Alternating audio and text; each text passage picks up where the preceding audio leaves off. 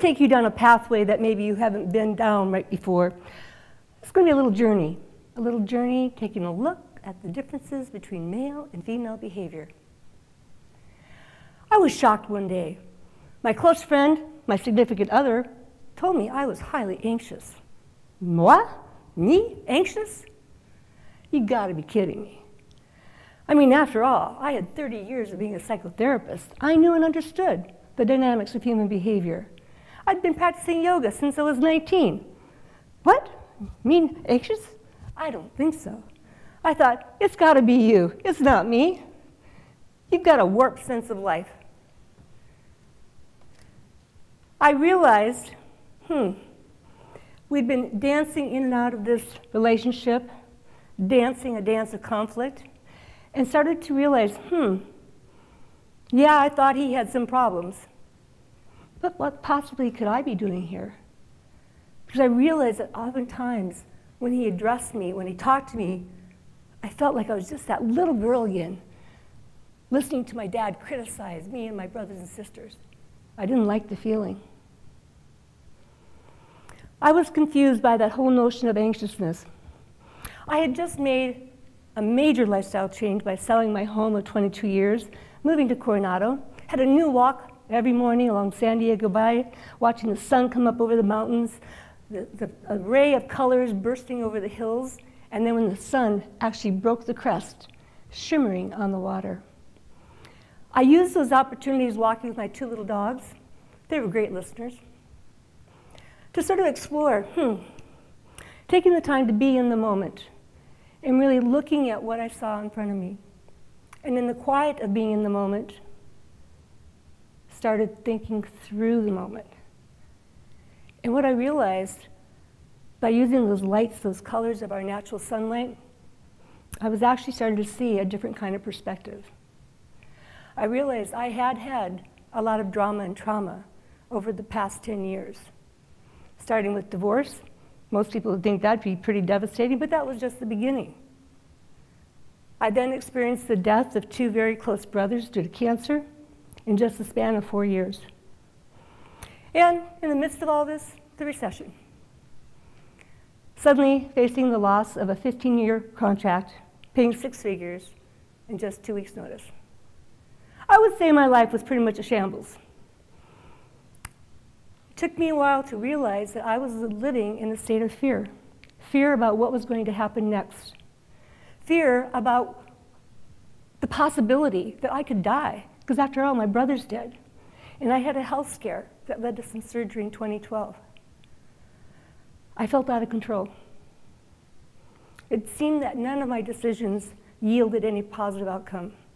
I was scared. I was anxious. I was fearful. By the way, my relationship wasn't going that great anyway. And in the midst of one of our many breakups, because there were several, I realized I had to do something different about what was going on in my life. I needed to take some action, take some charge in some way, because things clearly weren't going well. And so when I took a look at the fear, and I also took a look at where my life had been, again, I saw fear, I saw despair, and I saw unfulfillment. Well, I had learned enough about fear to know that it's nothing more than false evidence appearing real. Okay, so let's look at the evidence of what is real. And what is something that I could do to be fulfilled in myself? I'd always wanted to get my doctorate degree. Had started to 3 or 4 times, life happened, interfered with my plans, and I thought that's one thing that I could do for myself. And certainly learned a whole lot along the way. Because one of the things I realized my fear was about, I was fearful of becoming like my dad, who had been very successful, but then lost everything and died at a young age of 69. That wasn't really too many years off for me. So what could I do that would make myself feel good, make my kids feel good about what was happening in our lives? And so it was. I went back to school. Went back to school working on my doctorate degree. Ah, what a journey. What a journey. I mean, it was so amazing what I learned along the way. Attachment Style from John Bowlby and Mary Ainsworth. Neuroscience and Emotional Intelligence by Daniel Goleman and Daniel Sonkin and others. I learned about the impact, the biological impact of our early childhood experiences and how that shaped our behavior in adult relationships. Started to make sense about this relationship I had. What can I do this? So I re-engaged, thinking, okay, I can make a change. I also started thinking about 3 words for my future. Where did I want to go? I certainly knew I needed to build my courage. I also developed a level of compassion I hadn't really had before about the man in my life and about others also facing drama and trauma. And I also knew I wanted a sense of fulfillment. I wanted to do something more with what I'd learned. And so with that, I delved even further after I finished my dissertation. I didn't stop there. All this stuff coming out about male and female brains being different was fascinating because our brains are different.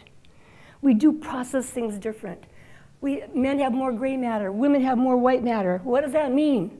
Well, it all gets tied up into the area of emotion and how we process it. It also focuses on relationships versus tasks and how we differ.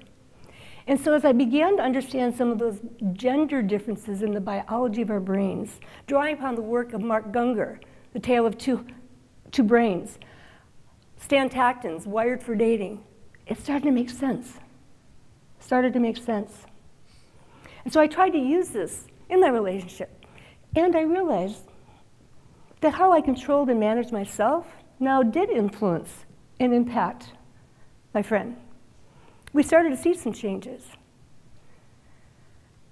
Unfortunately, changes were a little one-sided. Because what I found is that he still slipped into the whole area of blame and shame.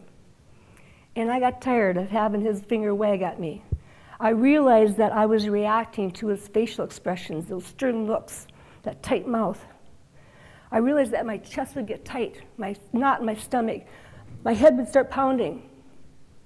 And so everything I'd learned working on my doctorate degree made sense to me. I was experiencing the physiology of it. Because what we see and what we hear make up 93% of how we communicate. Let me show you how that works. I'm going to take my hand, hold it up here like this. And if you can pretend that my knuckles are my eyes, the sides of my hands are my ears, and back here is the brainstem, the first part of our brain that starts in the womb. Our optical nerves, our audio nerves, actually go back to the back of our brain to the occipital and audio lobes, not up here. Because what's up here is the neocortex. That's where we make sense of things. That's where we interpret things. That's where we give meaning to things. But how we get triggered, what we see and what we hear, goes back here. Sends signals into our body. Again, that pit in the stomach,